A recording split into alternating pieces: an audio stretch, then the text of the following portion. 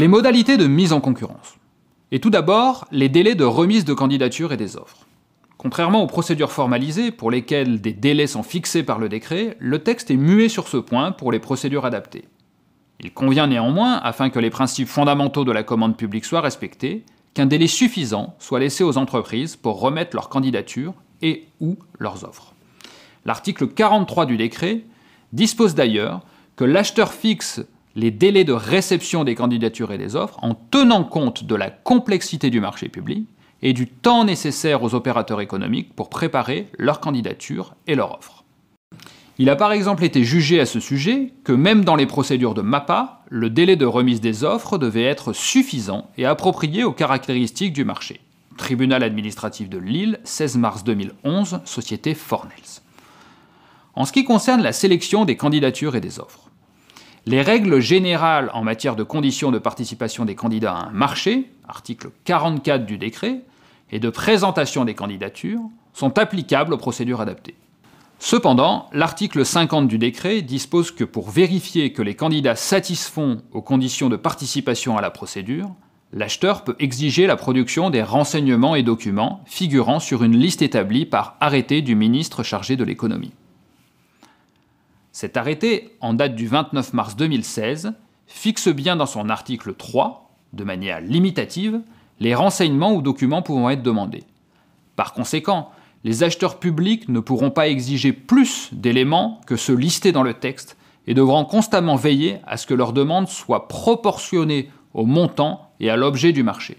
Ceci est particulièrement vrai pour les procédures adaptées, qui sont censées être plus souples, y compris pour les opérateurs économiques, que les procédures formalisées.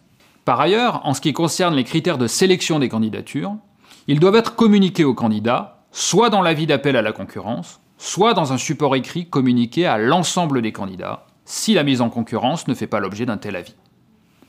De plus, et surtout, si l'acheteur décide de limiter le nombre de candidats qui seront admis à présenter une offre, les candidats devront être informés dès le lancement de la procédure de cette intention et des critères précis de sélection. Pour ce qui concerne les offres, et tout d'abord les informations sur les critères d'attribution.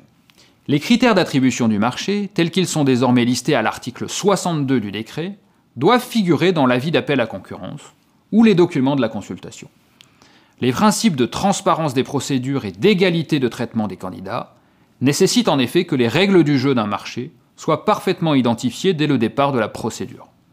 Il a ainsi été jugé, concernant des procédures adaptées, que cette bonne information des candidats sur les critères d'attribution du marché était obligatoire, même dans les procédures adaptées, dès le lancement de la procédure, soit dans l'avis d'appel public à la concurrence, soit dans le cahier des charges. Conseil d'État, 24 février 2010, communauté de communes de l'Enclave des Papes. En revanche, s'il est bien rappelé au pouvoir adjudicateur qu'il doit indiquer dès le départ les critères d'attribution du marché, rien ne lui impose d'informer les candidats de la méthode de notation des offres. Conseil d'État, 31 mars 2010, collectivité territoriale de Corse. Un point sur la pondération des critères maintenant. En application de l'article 62 du décret, les critères d'attribution des marchés publics, passés selon une procédure formalisée, font obligatoirement l'objet d'une pondération. A contrario, et implicitement, à la lecture de ce même article, les marchés passés sous forme d'une procédure adaptée sont donc exonérés d'une telle obligation. Pour autant, elle reste de notre point de vue vivement recommandée, dans la mesure où la pondération constitue un outil d'analyse des offres beaucoup plus précis et objectif que la simple hiérarchisation des critères. Les variantes.